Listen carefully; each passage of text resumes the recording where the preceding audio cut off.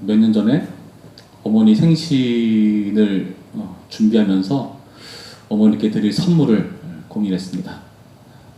처음으로 제 딴에는 옷을 사드리겠다는 기특한 생각을 했어요. 그래가지고 어머니가 좋아할 만한 옷이 뭘까를 고민하면서 한 2시간 정도 열심히 쇼핑을 하며 발품 팔아가면서 나름 세련돼 보이고 어머니께 어울릴 법한 옷을 골랐습니다. 이 정도면 정말 어머니께서 기뻐하시겠다. 내가 나 같은 아들이 있어도 얼마나 자랑스러워하실까 하는 생각을 하면서 그 선물을 드렸는데 어머니께서 별로 썩 좋아하지 않으시더라고요. 그러면서 이렇게 말씀하십니다. 야, 너는 내가 무슨 할머니인 줄 아냐? 하시면서 당장에 그 옷을 바꾸러 가셨습니다. 할머니가 맞는데 그렇게 말씀하신 잘 모르겠지만 예. 어머니의 취향을 저는 잘 몰랐던 겁니다. 제 생각에는 잘 어울릴 것 같은데 본인 생각엔 아니라니까 뭐 아닌 거겠죠. 그런데 또 오전자전인 게 저희 어머니께서도 저를 제 또래보다는 조금 더 올드하게 보시는 것 같아요. 뭐 가끔 가다가 제 옷을 구비하실 때 보시면은 그 옷이 제 취향에도 썩 맞지 않는 경우가 많거든요. 얼마 전에 옷을 하나 준비하셨더라고요. 갔는데 예전에는 그냥 받고 못 입고 다녔는데 이번에는 이게 너무 돈이 아깝다. 그래서 어머니 정중하게 제가 이거는 나중에 60대가 되면 입도록 하겠습니다. 라고 하면서 말씀드렸더니 다른 분을 주시더라고요. 사람에게는 어떤 취향과 자신이 생각하는 선이라는 게 있다는 거죠. 하나님께서는 어떨까요? 하나님께서는 우리가 하나님께 무조건 헌신하고 드리고 하나님 받아주세요 하면은 다 받아주실 분이신가? 하나님도 나름 취향이 있다고 오늘 본문은 우리에게 말해주신 것처럼 들립니다. 하나님께서 우리에게 선의에 대한 내용들을 모세를 통해 전달해 주시는데요. 이 선이라는 것은 쉽게 말해서 맹세하는 겁니다. 맹세라는 것은 어떤 행동을 하기 전에 그 행동을 반드시 하겠다는 약속이죠. 이 서원 제도를 우리한테 허락하시는 것은 어찌 보면은 그 서원이라는 것이 하나님의 방법이거든요. 하나님께서 우리 가운데 일을 행하실 때 그냥 툭 갑자기 행하시는 게 아니라 먼저 말씀을 하시죠. 내가 너에게 이러이러한 것들을 할 거다. 그리고 그 말씀하신 바대로 이루시는 분이십니다. 먼저 약속하시고 그 약속을 시행하시는 하나님. 근데 그것을 나뿐만 아니라 너희도 할 수 있다. 그렇게 말씀하시는 게 오늘 본문에 나타난 서원제도라는 겁니다. 이 서원은 어떤 것들을 할 수 있는가? 먼저 사람을 서원할 수 있었습니다. 사람.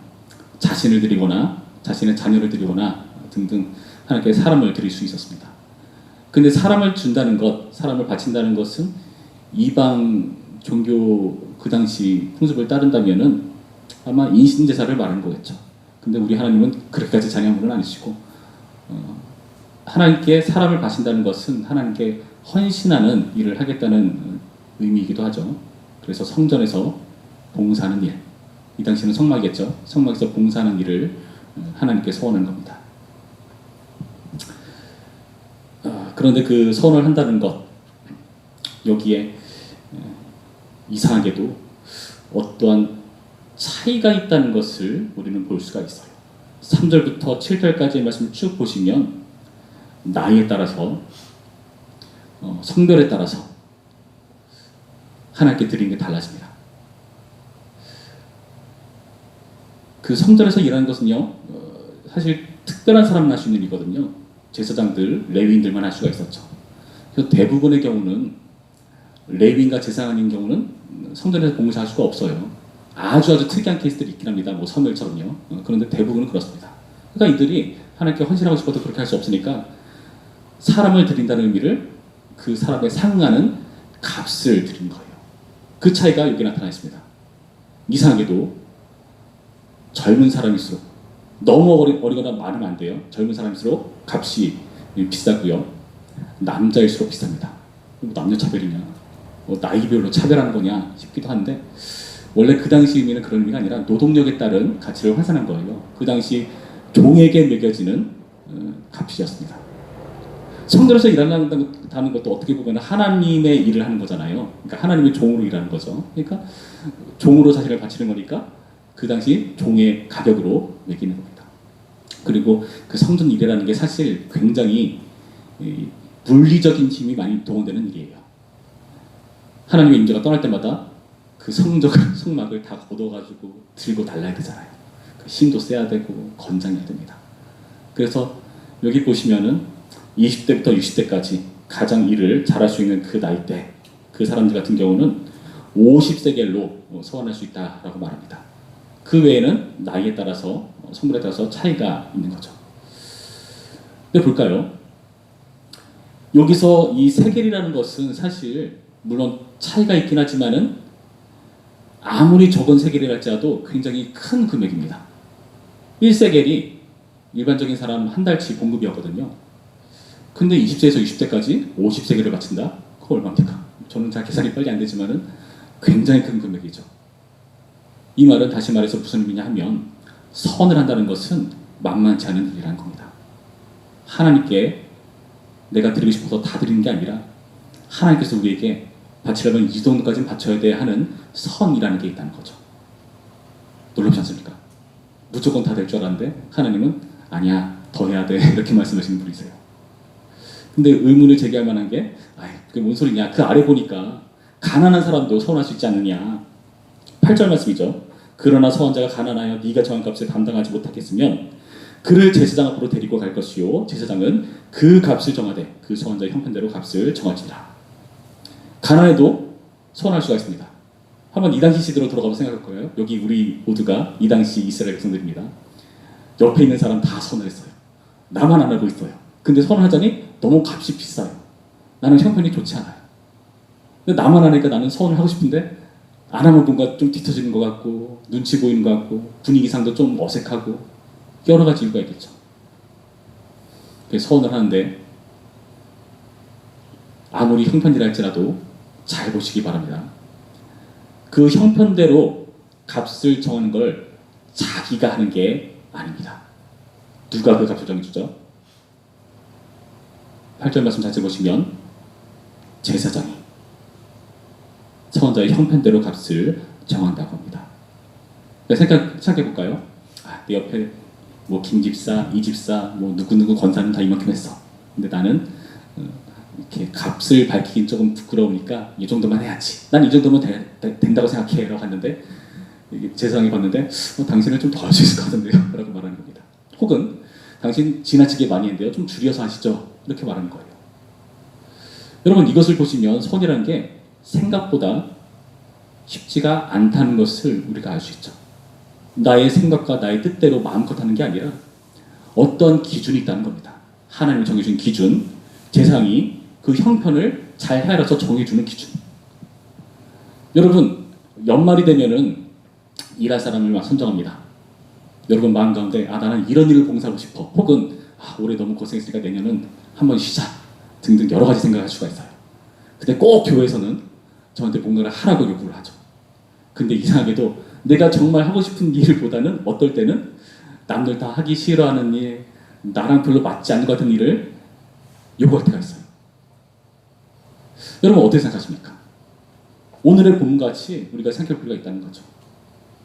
하나님이 요구하시는 일은 우리의 생각과 기대보다 다를 수 있다.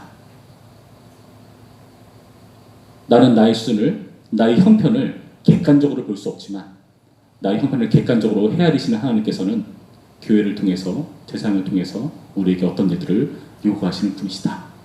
오늘 이 말씀을 우리가 알 수가 있는 겁니다.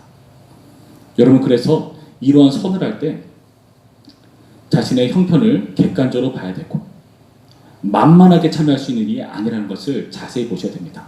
우리는 많은 경우 헌신을요 정말 하나를 위해서 하기보다는 어떨 때는 분위기에 따라서 주변 사람들 다 하니까 내 옆에 사람보다 꿀리지 않기 위해서 혹은 내 이름이 드러나기 위해서 하기를 좋아하는 경우가 있지 않나 조심스럽게 생각해봐요. 제가 송탄제일교회 처음 부임했을 때 1년쯤 지날 때쯤 되니까 저보고 행정을 하라고 하더라고요. 연말인데 이제 그 해를 다 정리하고 다음 해를 준비합니다. 행정을 맡으니까 물론 다른 일도 다 바쁘지만 제 생각에 가장 바쁜 것 같아요. 정신없이 일을 하는데요. 1월 1일부터 당장 해야 되는 것 중에 하나가 뭐였냐면은 점심 식사 성경 게시판을 만들어야 돼요. 그래서 1월 1일 날 당일날 걸면은 그날 할 수 있는 사람은 못 하잖아요. 그렇죠? 그러니까 그 전에 만들어서 붙여놔야 됩니다. 그럼 미리 붙여두면 사람들이 나 이날이야 이라고 이렇게 적어둘 거 아니에요. 1월 달에도 적어둘 겁니다. 그런데 그걸 열심히 붙여놨더니 물론 저는 인수인계를 받아서 그 전에 있던 양식에 조금만 수정해서 붙였습니다. 근데 어떤 분께서 그걸 보시더니 저한테 막 화를 내는 거예요. 저한테 반말로 막 승질을 부리시더라고요. 무슨 말이냐 하면은 아니 1월 첫 주에 주일 점심시간을 다 찾지 않냐? 왜 칸을 이렇게밖에 안 만들어가지고 내가 못 적게 만드냐? 하면서 저한테 승질을 부리시더라고요. 되게 당황스럽습니다. 사실 부교육자는요, 담임 목사님의 목회 철학에 맞춰서 담임 목사님이 지시하시는 일을 같이 돕고 섬기는 일에 참여하는 사람이거든요. 그래서 아무나 막 일을 시키는 그런 사람들이 아니에요. 사실은 부교육자거든요. 근데 그분은 마치 저희 상사가 된 듯이 저를 막 꾸중하면서 당장 이거 줄 하나 더 만들어라 이렇게 막 명령을 하더라고요. 어떻게 했을까요? 해야죠. 어떡합니까? 웃으면서. 네. 근데 여러분 거기 줄 하나 긋는 게 줄 하나 긋는 일이 아니에요. 줄 하나 긋기 위해서는 그걸 뜯어야 되고요. 다시 한글문서 작업해서 그 달 만들입니까? 다른 달도 다 늘려야 되죠. 결국에는 다 새로 만들어서 목사님 어떠십니까? 확인을 받고 붙이는 겁니다. 그 바쁜 시간에 그거를 붙잡고 제가 늘어져야 되는 거예요. 여러분 제가 이 말씀을 왜 드리냐면은 이 일을 통해서 사람들이 하나님께 서운하고 헌신을 한다는 의미를 오해하고 있다는 겁니다. 하나님을 위해서 진짜 하고 싶어서 하는 그런 서원이 아니라 지금 오늘 본문에서 보듯이 서원이라는 게 만만치 않은 일이거든요. 근데 이 만만치 않은 일을 너무나 쉽게 여깁니다. 자신의 이름을 위해서 남들과 뒤처지지 않기 위해서 비교해가면서 분위기 따라서 하는 그런 일들이라면 과연 그게 제대로 된 서원일 수가 있는가? 그렇게 하지 말라고. 이 서원제도는 하나님께서 선을 정해주시고 자기 마음대로 하지 말고 제사장을 통해서 그 형편을 헤아리고 정확히 집계하고 그대로 하라고 명령하는 모습을 우리는 볼 수 있다는 겁니다. 근데 생각해 봅시다. 이 선이라는 게 이렇게 우열의식에 이끌려가지고 함부로 할 수도 있지만 또 어떤 문제가 있을까요? 보통 선이라는 것이 급할 때 하는 경우가 많죠. 꼭 수능날이 다가오면은 아이들이 기도를 하더라고요. 괜히 기도회를 만들고 부모님들이 기도하기 시작하고 꼭 급할 때, 중요한 일이 있을 때 그것을 앞두고 이러한 급한 일을 수습하는 듯이 서둘러하는 경우들이 많습니다. 성경에도 마찬가지예요. 야곱 같은 경우는 그 형으로부터 도망치면서 하나님께 소원을 하고요. 요나 같은 경우는 물고기 뱃속에 잡혀 먹혔을 때 소원을 하고요. 무슨 말입니까? 급하게 그 상황을 모면하기 위해서 소원할 때가 있다는 겁니다. 뭐 좋습니다. 뭐 그렇게 할 수가 있죠. 근데 문제가 뭘까요? 그렇게 급하게 소원하다 보면은 어떤 일이 발생할 수 있을까요? 나중에 소원한 걸 후회하는 경우들이 생기죠. 그때 내가 왜 그렇게 했지? 그때 내가 목사님 시킨 것처럼 내가 왜 하겠다고 말을 했지? 그래서 왜 이 고생을 하지? 후회하는 경우, 무르고 싶은 경우가 있다는 겁니다. 오늘 본문에서도 그 경우를 이야기해 주고 있어요. 바로 하나님께 가축으로 제물을 드리는 경우인데요. 9절 말씀 볼까요? 사람이 소원한 예물로 여호와께 드리는 것이 가축이면 여호와께 드릴 때는 다 거룩하니. 하나님께 가축을 소원해서 드리는 겁니다. 근데 여호와께 드릴 때는 다 거룩하다. 하나님의 소유가 됐기 때문에 하나님의 것이 된 거죠. 거룩하다고 말하는 겁니다. 그런데 나중에 생각해보니까 이걸 바꾸고 싶어요. 10절 말씀. 그것을 변경하여 우열감 바꾸지 못할 것이요. 더 좋은 걸로 할걸. 너무 센 걸로 불렀어. 좀 저렴한 걸로 할걸. 이런 생각들을 할 수가 있겠죠. 혹 가축으로 가축을 바꾸면 둘 다 거룩할 것이며. 무슨 말이죠? 내가 바꾸려고 하는 것도 하나님 것이 돼버린다. 이미 바쳤던 것도 하나님 것, 내가 바꾸려고 하는 것도 하나님 것, 둘 다 하나님 것이 돼버린다는 뜻입니다. 하나님께서 되게 악착같이 다 뺏어가신 것처럼 보이죠. 그리고 여기서는 제사 때 사용하는 제물을 말하지만은 제사 때 사용하지 못하는 제물을 바치는 경우도 있어요. 바로 11절입니다. 부정하여 여호와께 예물로 드리지 못할 가축이면 예를 들면은 낙이라든가 낙타처럼 실제 제사 때 사용하지 못하는 그런 제물들을 말해요. 그런 가축들을 말하는데 그 가축은 어떻게 합니까? 그 가축을 제사장 앞으로 끌어갈 것이요. 제사장은 우열간의 값을 정할지니 그 값이 제사장의 정한 대로 될 것이며. 만일 그가 그것을 물으려면 네가 정한 값에 그 5분의 1을 더할지니라. 실제로 사람을 바치는 것처럼 실제로 바칠 수가 없기 때문에 가격으로 환산해서 바치는 거죠. 근데 만약에 이것을 물으려는 마음이 생기면 5분의 1을 더해야 된다. 20%를 더해서 바쳐야 된다라고 말을 해요. 더 세게 혹 때려다가 혹을 더 붙이는 그런 일이 발생한다고 말해주고 있는 겁니다. 하나님께서 우리 것을 다 뺏어가고 싶어서 이렇게 악한 법을 만드신 겁니까? 이 의도가 뭘까요? 소원을 할 때 신중하게 하고 신중한 것을 반드시 이해해야 됩니다. 그러니까 물을 생각하지 말고 처음부터 애초에 신중하게 결정해라. 하나님께 드리는 것은 이렇게 신중해야 될 필요가 있다고 밝혀주고 있는 겁니다. 결국에 겸손하게 소원한 것을 방지하기 위한 대책으로 이렇게 나타나고 있다는 거죠. 이렇게 서원은요, 함부로 할 수 없고 신중하게, 생각보다 그 선이란 게 우리 생각과 다른 경우가 많습니다. 나의 생각보다 더 높은 선일 때도 있고요, 낮은 선일 때도 있죠. 더 높은 선이라면은 물을 생각을 하지 말아야 되고, 너무 낮은 선이라면은 교회나 제자의 요구에 맞게 그 선을 높여야 됩니다. 다시 말해서 선을 찾는 여정을 우리는 해나가야 된다고 오늘의 본문은 말해주고 있는 겁니다. 하나님께서는 왜 선을요 이렇게 엄중하게 다루고 계십니까? 하나님 입장에서 말이라는 것은요, 우리가 생각하는 말과는 차원이 다른 분야거든요. 우리는 말과 행동을 분리하지만 하나님 입장에서는 말과 행동은 분리되지 않습니다. 하나님께 말은요 곧 행동입니다. 말, 즉 원. 하나님은요 말씀이 곧 그대로 이루어지신 분입니다. 우리에게도 그 원리를 가르치신 겁니다. 세상은요 일치하지 않죠. 우리에게는 하나님께서 그 일치하지 않는 것을 수정하시고 하나님의 법칙들을 알려주시면서 말은 곧 행동이다, 말과 행동은 다른 게 아니다 라고 요구하고 계신 거예요. 이것을 우리가 이제 직접적으로 보여주신 하나님의 뜻이 무엇입니까? 목숨 걸고 말씀을 지키시는 하나님, 그 말의 무게감을 실행하시는 예수 그리스도, 사망을, 그 권세를 무너뜨리기 위해서 예수님께서 이 땅 가운데 오셔서 죽으시고 우리를 구원하시기까지 하나님은 자기 말씀을 반드시 이뤄내시는, 말씀이 곧 행동이신 분이시라고 말씀을 우리에게 전해주고 있습니다.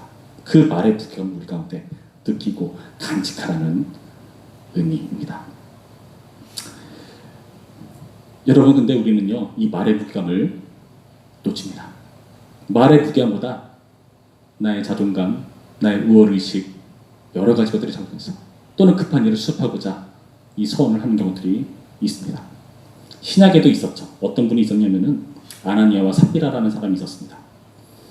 이 사람은 땅을 팔아서 하나님께 드리는 일을 하려고 했어요. 좋은 일이죠. 하나님께 좋은 걸 하려고 애를 쓴 건데, 그런데 그 앞에 문맥을 보니까 바나바가 땅을 팔아서 바치거든요. 그것을 영향을 받았는지 잘 모르겠지만 이 아나니아 삽비라가 땅을 팔아서 하나님께 드린다고 이렇게 얘기를 합니다. 근데 그 중에 얼마를 감추죠. 베드로에게 딱 걸립니다.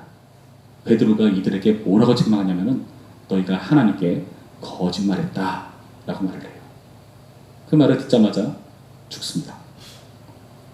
땅값의 일부를 감춘 것 뿐인데 하나님께 안 드린 것도 아니고 다른 사람 다 안 드리고 헌신하는 그 태도이기 때문에 무조건 잘 받아주는 게 아니라 하나님께 거짓말한 태도를 위해서 즉사하게 되는 어처구니 없는 상황을 우리는 봅니다. 지금으로 따지면 헌금했는데 죽는 거예요. 얼마나 어이가 없습니까? 결국 하나님께서는 그 선을 통해서 자신이 이득 취하는 게 중요한 게 아니라 이 선을 통해서 우리가 배우길 원하는 겁니다. 말이 행동이 되는 원리. 하나님께서 요구하시는 선을 찾으라는 그 의미입니다. 그래서 이것처럼 이런 일들을 헤아리듯이 전도자는요, 전도서 5장 말씀 보면은 이런 내용들이 있어요. 선하고 갚지 아니하는 것보다 선하지 않는 게 더 낫다. 예수님께서도 뭐라 말씀하시죠? 마태복음 5장 말씀 보니까 도무지 맹세하지를 말라. 여러분 어떻게 되시나요? 그러면 선하면은 정말 힘든 일일 뿐이니까 우리가 실수할 수 있으니까 아예 하지를 말자, 그런 의도로 이 말씀 주신 겁니까? 그게 아니죠. 얼마나 이들의 서원이 어처구니가 없었으면 이렇게까지 성경이 말씀하고 있을까? 여러분, 우리는 그걸 해야 됩니다. 여러분, 우리는 어떻죠? 우리도 서운한 사람들입니다. 여러분, 서운한지 모르시죠? 우리 다 서운한 사람들입니다. 어떤 일에 서운했습니까? 어떤 사람은 세례를 통해서 서운하고, 임직을 통해서 서운하고, 결혼을 통해서, 헌금 작정을 통해서. 저 그런 거 안 했는데요. 저는 예외인가요? 아니요, 그렇지 않습니다. 로마서 11장 말씀 보면은 불순종한 우리에게 하나님께서 긍휼을 베푸셨다라고 말하고, 그게 이어져서 바로 12장 1절에서 우리를 하나님께 거룩한 산 제물로 드려야 된다라고 말합니다. 하나님께서 우리를 거룩한 산 제물로서 삶을 요구하신 거죠. 우리를 구원하신 겁니다. 산 제물은 뭐죠? 우리 위해서 대신 죽으신 예수님이 계시니까 우리는 죽지 말고 살라는 겁니다. 주님을 위해 살라는 것. 그게 우리의 소원이 된 것입니다. 그래서 우리는 성도로서 살아가죠. 이게 우리의 소원입니다. 그런데 우리 모습을 한번 돌아볼까요? 지금 와서 우리 모습을 돌아보면 과연 나는 그 소원을 잘 지키고 있는가? 성도로서의 소원, 세례받은 자로서의 소원, 임직한 자로서의 소원, 봉사하겠다고 다짐했던 그 소원 등등 우리의 소원을 돌아볼까요? 특히 2020년도 이제 중반이 다 지나갔는데 이쯤 돼서 우리의 모습을 돌아보면 정말 익숙해지기도 했고, 그래도 이 정도 했으면은 전년도 누구 정도는 했으니까 뭐라고 하진 않겠지 싶은 그런 마음도 들기도 하고. 근데 그 정도 차원이 아니라는 겁니다. 여러분, 우리의 선은 무엇일까요? 우리의 선은 과연 어디일까요? 하나님께서 우리에게 요구하시는 선이 무엇일까요? 과연 우리가 할 수 있는 형편이란 게 어느 정도까지 선인지 여러분 객관적으로 찾을 수 있겠습니까? 제가 처음 기타를 칠 때 C 코드, F 코드, G7 코드 이렇게 간단한 코드를 배웁니다. 물론 그때는 무지 어려웠어요. 손이 어찌나 그렇게 안 움직이는지 뻣뻣한지. 근데요, 이게 익숙해지니까 이게 편해지기 시작했습니다. 그러면서 악보에서 내가 아는 코드 나왔다. 딱딱 잡을 때마다 이 신이 나요. 재미가 있어요. 근데 여러분, 그게 재밌지만은 그 재미가 계속할까요? 제가 기타를 오래 치면 칠수록 그 코드는 이제 어떻게 됩니까? 시시해지는 기타 운지가 되는 거죠. 그럼 평생을 그 기타 운지만 하면서 제가 노래하면서 기타 치면은 연주 생활이 재밌을까요? 재미없을 겁니다. 지루할 겁니다. 시시할 겁니다. 그거 어떻게 할까요? 새로운 코드를 배워야죠. 그렇다고 제가 정말 어려운 다섯 손가락으로 잡을 수도 없는 그런 말도 안 되는 코드를 제가 막 연습하면은 재밌을까요? 버겁죠. 여러분, 제가 원래 책을 많이 읽던 사람들이 아닙니다. 그래서 신학교 가서 무지 고생을 했는데 지금 조금 책을 읽기 시작했어요. 그래서 한번 쉬운 책 읽다가 다음에는 철학을 좀 보고 싶더라고요. 그래서 제가 집어든 책 짜라투스트라는 이렇게 말했다. 읽다가 집어 던지고 싶었습니다. 너무 어려워서 꾹꾹 다 읽었어요. 여러분, 버겁고 힘들다는 거죠. 재미가 없어요. 그럼 뭐가 재밌을까요? 시시한 동화책부터 읽을까요? 재미가 없죠. 여러분, 우리의 선은 무엇일까요? 우리가 할 수 있는 선에서 조금만 더 나아가는 딱 그 선이 우리에게 재미와 흥미와 행복을 주는 선입니다. 여러분이 교회에서 요구하는 어떤 역할이라는 게 그 정도일 겁니다. 이 성도님은 기다릴 게 없어요. 아무것도 시키지 말죠. 그러진 않아요.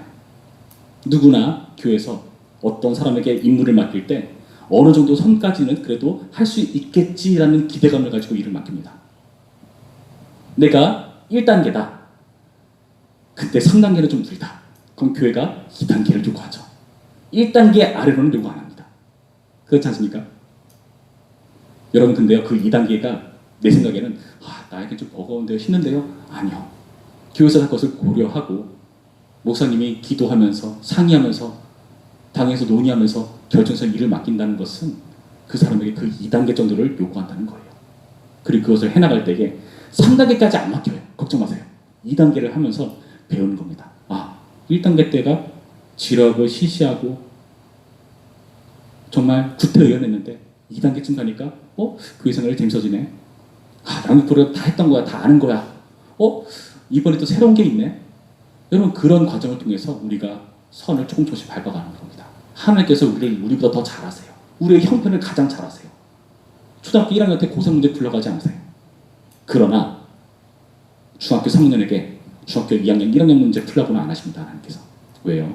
그게 우리가 성장하는 길이 아니거든요. 우리가 행복하는 길이 아니거든요. 선이라는 것은요, 선을 찾는 여정입니다. 하나님께서 우리에게 선을 제시하시는 분이시고요. 우리는 그 선을 찾아가며 그 찾아가는 그 과정 속에서 행복과 기쁨과 하나님과 동의하는 그 즐거움을 느끼게 된 것입니다. 여러분, 이 선을 잘 찾는 우리가 되기를 바랍니다. 선을 잘 찾아서 시시한 신앙도 아니고 버거운 신앙도 아니고 하나님께서 요구하시는 선을 한 걸음 한 걸음 밟아가면서 어느덧 깜짝 놀랄 겁니다. 내가 이제는 중학교 2학년이 되었네. 고2가 되었네. 대학생이 되었네. 그리스도의 장성 분량까지 자라가는 과정을 우리 모두가 함께 해나가는 겁니다. 오늘의 말씀을 통해서 이 선의 의미, 선을 찾는 여정을 하나님과 함께 동행하며 즐겁게 나아가는 우리 모두가 되기를 주님의 이름으로 축원합니다. 우리 이 시간 들은 말씀을 생각하며 기도하겠습니다. 주님, 우리가 주님께서 요구하시는 선을 우리가 오해했습니다. 나의 선보다 더 높게 여겼고 나의 선보다 더 낮게 여기는 그런 오류를 범해왔습니다. 하나님 위한 선이라기보다 나의 자존심을 위한 서원, 나의 형편을 위한 서원, 급한 일을 수습하기 위한 선일 때가 많았습니다. 남들이 요구했기 때문에, 요청했기 때문에 어쩔 수 없다 했다 말했지만 결국에 선택은 우리가 한 것이고 주님의 요구에 순응했는데 우리는 그 서원을 제대로 이해하지 못하는 연약한 모습을 보일 때가 많습니다. 주님, 우리에게 다시금 하나님의 선을 가르쳐 주시옵소서. 말씀이 곧 행동이셨던 사망 권세를 이기시기 위해서 아들을 바치시기까지 하시는 그 철저한 선 이행을 우리가 본받게 하여 주시옵소서. 주님, 이제 2020년도 중반이 다 지나가는데 이때쯤 돼서 나의 선했었던 일들을 돌아보게 하여 주시옵소서. 세례 교인으로서, 임직한 재직으로서, 그리고 나의 직분으로서 헌신된 역할들로서 과연 나는 얼마나 선들을 이행하고 있는가 돌아보게 하시고, 이 선 안에서 주님 주시는 선을 잘 찾아서 그 선을 우리가 찾아갈 때 버겁지도 않고 시시하지도 않고 즐겁고 행복한 신의 생활이 열리는 길을 우리가 걸어갈 수 있도록 인도하여 주시옵소서. 우리 이런 마음을 가지고 다 함께 기도하겠습니다. 기도합니다. 하나님, 우리 가운데 함께 하시고 역사하여 주시옵소서. 도무지 맹세하지 말라고까지 말씀하시는 그 하나님의 말씀을 들을 때 우리는 주님께서 그렇게 말씀하시니 그런 거 안 해도 되지, 그렇게 오해하며 살아갔습니다. 그러나 주님께서 오죽하시면 그렇게 말씀하실 정도로 우리의 소원을 정말 어처구니없게 여기셨는가 생각해보면 죄송스럽고 주님 앞에 부끄러워 눈뜰 수가 없는 그런 우리들의 모습인 것을 주여 보여주시옵소서. 하나님, 오늘의 말씀을 통해서 하나님을 위한 헌신이라는 것이, 하나님을 위한 선이라는 것이 정말 주님을 위한 일이 아니라 남들에게 꿀리지 않기 위해서, 자기 자신을 높이기 위해서, 나의 급한 일을 수습하기 위해서 오직 그 목적이 하나님이 아닌 나 스스로가 되었던 그런 잘못된 모습을 돌아보게 하시니 감사드립니다. 주님, 이제 다시 한번 제대로 주님께서 요구하시는 그 서원을 보러게 하여 주시옵소서. 신중히 서원하게 하시고 선한 시행은 반드시 이행할 수 있도록 인도하여 주시옵소서. 그리스도의 장성한 분량에 이르기까지 주님의 선을 찾아가는 그 여정을 하나님과 함께 걸어갈 수 있도록 인도하여 주시옵시고, 그 길이 우리를 힘들게 만들고 버겁게 만들고 시시하게 만드는 길이 아닌 우리에게 기쁨과 즐거움과 행복을 주는 여정이라는 것을 보여주셨사오니 그 길에 주님과 함께 동행할 수 있도록 도와주시옵소서. 주여, 성탄절 기 안에서 이러한 선들이 많아지기를 주님 바랍니다. 많은 선자들이 그 선한 것을 잘 이해가면서 주님 선을 알아가면서 그 선을 우리가 발견해가면서 정말 기쁨의 자리로 나아갈 수 있도록 인도하여 주시옵시고, 끝내 이 목적이, 선의 목적이 결국은 주님이 아닌 우리의 성장이라는 것을 보게 하시고 그 과정을 통해 끝내 주님께 영광 드리는 우리의 삶이 될 수 있도록 붙드시고 인도하여 주시옵소서. 2020년도 중반이 다 지나갔습니다. 가을로 접어드는 이때쯤에 우리의 모습을 다시 돌아보게 하셔서 우리가 그동안 잘못된 그런 선을 쫓아왔다며 다시금 선을 설정할 수 있도록 인도하여 주시옵시고, 내가 맡겨진 자리, 나에게 주어진 역할들을 추억 속에 감당할 수 있는 예수를 닮은 삶, 주님을 모범 사는 삶이 될 수 있도록 우리를 붙드시고 인도하여 주시옵소서. 참 좋으신 하나님, 우리에게 소원하시고 그 소원을 반드시 이뤄내시는 하나님을 보여주시니 감사드립니다. 그 하나님 앞에 우리 또한 소원하고 그 소원을 이행하기로 다짐합니다. 말씀이 곧 행동이라는 그 중요한 가르침을 우리 가운데 새기게 하여 주시옵시고, 내가 선을 잘못 설정해서 방황하고 주님 앞에서 정말 어처구니 없는 신앙을 보일 때마다 성경에서 가르쳐주신 대로 선을 바르게 설정하여서 그 선을 찾는 여정 가운데 주님 주는 참다운 기쁨과 행복을 우리가 반드시 누릴 수 있도록 이끄시고 역사하여 주시옵소서. 그 길을 타지면 우리 모두가 되기를 바랍니다. 예수님의 이름으로 기도했습니다. 아멘.